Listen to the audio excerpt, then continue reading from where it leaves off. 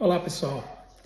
Eu queria tomar a liberdade de usar esse espaço aqui para falar sobre alguns livros que eu tenho lido. E eu queria pedir licença para você para poder compartilhar as minhas impressões. E, na realidade, eu espero que seja útil, né? E que esses comentários aqui sirvam para te incentivar a ler mais, né? Bom, eu quero começar com esse livro aqui, né? Memórias do Subsolo, do Dostoiévski. Bom, eu li esse livro e eu achei ele profundamente interessante, sabe? Achei interessante porque justamente ele não tenta me confortar, né? Memórias do Subsolo é uma leitura que me deixou muito inquieto, porque o Dostoiévski, ele não escreve para nos distrair, mas ele escreve para nos confrontar. E para nos confrontar com aquilo que existe de mais obscuro dentro de nós. Então, enquanto eu lia o Memórias do Subsolo, eu fui percebendo que o Dostoiévski ele vai construindo um personagem que vive aprisionado na própria consciência. E ele chama esse personagem aqui de o homem do subsolo, né? É alguém extremamente lúcido, racional, inteligente, mas alguém completamente incapaz de amar, completamente incapaz de confiar ou completamente incapaz de se reconciliar com a vida. Então, no livro, ele pensa demais, ele sente demais, ele analisa demais. E mesmo assim, ele permanece paralisado ali. Então, um ponto central que eu trouxe aqui dessa leitura é a crítica à ideia de que o ser humano ele pode ser explicado apenas pela razão ou pelo progresso. O Dostoiévski, vai me mostrar que nós não somos máquinas previsíveis, mas pelo contrário, nós somos capazes de escolher o sofrimento só para provar que nós somos livres. E isso aparece o tempo todo aqui no narrador desse livro. Ele prefere sempre a dor, ele prefere sempre o ressentimento, ele prefere sempre o isolamento do que propriamente poder amar. Não é um livro fácil não, viu, gente? Mas um outro aspecto que me chamou a atenção muito forte é como o orgulho aqui se mistura com a vergonha. O homem do subsolo, ele se sente inferiorizado, humilhado, invisível. Mas ele vai reagir a isso construindo uma superioridade moral, imaginária, algo que está só na cabeça dele.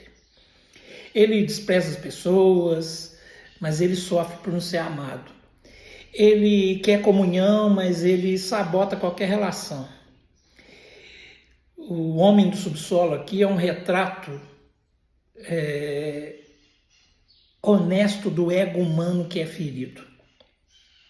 E enquanto eu lia, né, enquanto eu avançava nessa leitura, ficou muito claro para mim que o subsolo aqui, dito no livro, não é um lugar físico, mas é um estado da alma. É quando a gente transforma, sabe, o ressentimento em morada.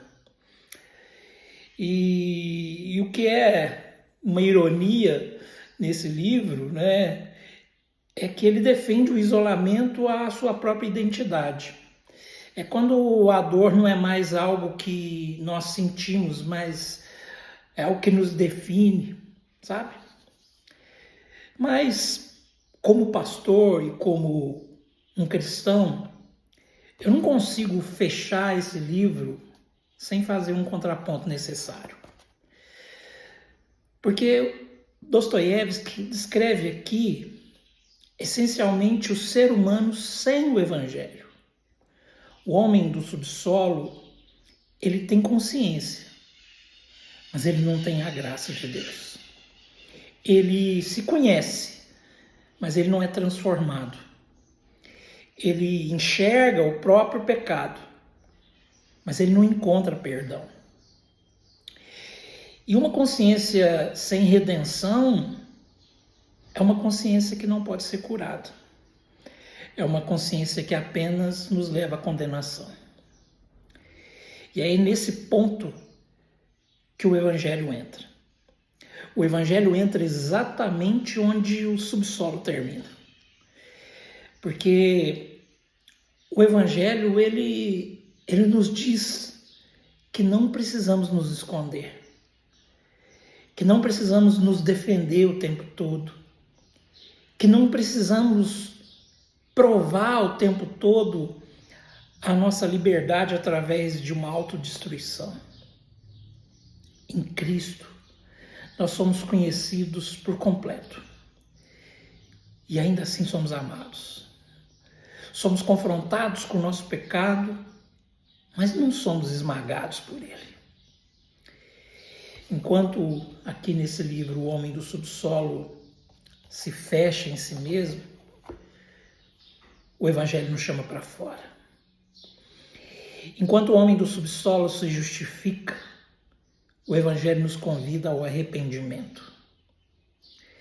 Enquanto o homem do subsolo afunda na solidão do seu próprio orgulho, Cristo desce até nós, não para nos acusar, mas para nos resgatar. No fundo, Memórias do Subsolo me lembrou de algo essencial. Sem a graça de Deus, a lucidez vai virar apenas um desespero.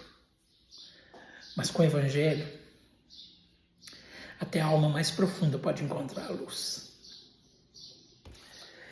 Ler Dostoiévski é encarar o subsolo, mas crer em Cristo é descobrir que nós não fomos feitos para morar lá. Deus te abençoe.